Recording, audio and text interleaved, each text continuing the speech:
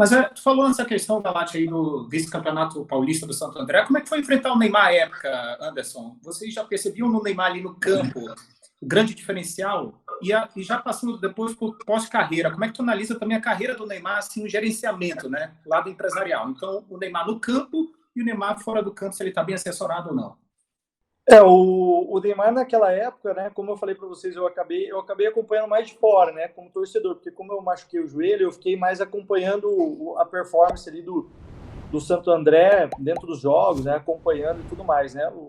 Quero mandar um abraço aí pro Serjão, que foi o nosso treinador, Sérgio Soares, grande amigo, gente finíssima, e é um cara espetacular aí, foi o nosso treinador nessa época, né.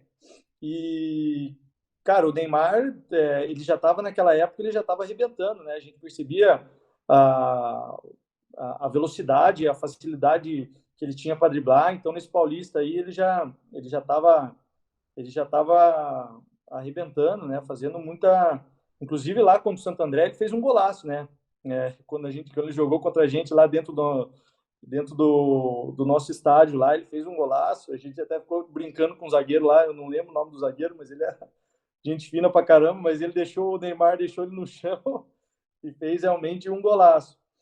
Então, assim, o Neymar não tem muito o que se falar dele como atleta, né? Como performance dentro de campo.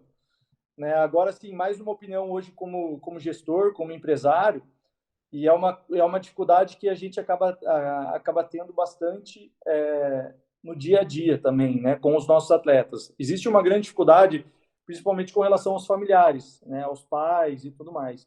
Então, eu percebo que alguns posicionamentos relacionados ao Neymar, a grande dificuldade acaba sendo pelo fato do pai dele ser o agente da carreira dele. Então, eu vejo uma super proteção, é normal, né, se ter uma proteção, porque o pai, ele sempre quer o melhor para o seu filho. E é o que eu falo também, principalmente para os nossos atletas e para os pais dos nossos atletas. Né, que ele, como pai, muitas vezes ele quer ajudar o filho, mas ele não sabe como.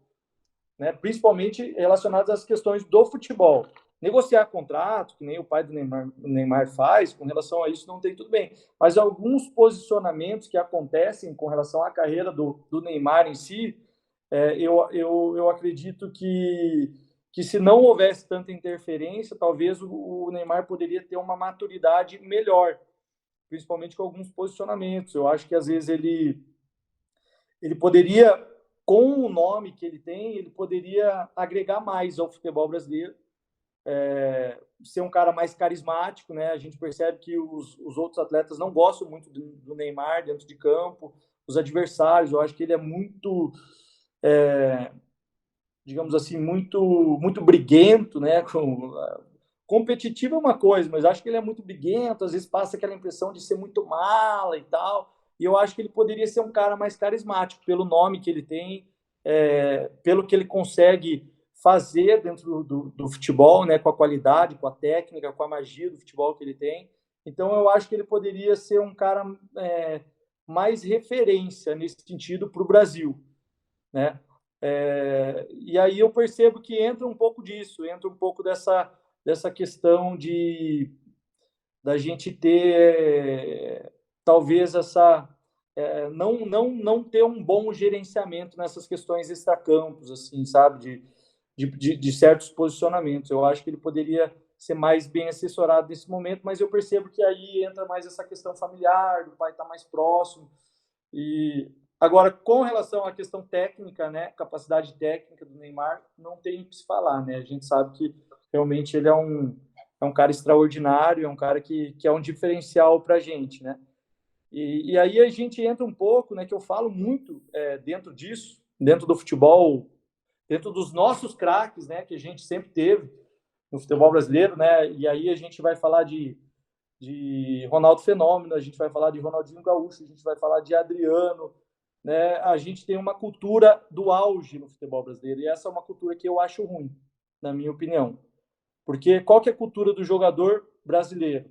A cultura do jogador brasileiro é o seguinte: eu vou ganhar dinheiro, ajudar minha família, e depois que eu conquistar isso, para mim tá bom. E aí difere um pouco da cultura do futebol europeu, né? Daí a gente pega A gente pega lá o Cristiano Ronaldo, a gente pega o Messi, a gente pega o Zidane, a gente pega tantos craques que os caras têm uma constância na carreira deles. Eles não têm um auge. Enquanto eles são profissionais, eles estão em um nível que é o nível lá em cima. E aí a gente percebe que a partir de um certo ponto, todos os atletas brasileiros chegou em um determinado momento, um determinado patamar, eles começam a apontar o aviãozinho para baixo e começam a cair a carreira. Dificilmente você pega um atleta brasileiro, que nem o Zé Roberto, que joga até os 42 anos, ou até os 38, ou até os 36, 37 anos, num nível mais alto do futebol, né? Então, é um ponto assim a mais para falar, não só da questão do Neymar, porque eu acho que entra um pouco também a questão do Neymar nesse quesito, porque a gente vê que o Neymar hoje ele recebeu algumas cobranças. Por que ele recebeu essas cobranças ultimamente? Porque o nível de atuação dele já está um pouco abaixo do que estava alguns anos atrás.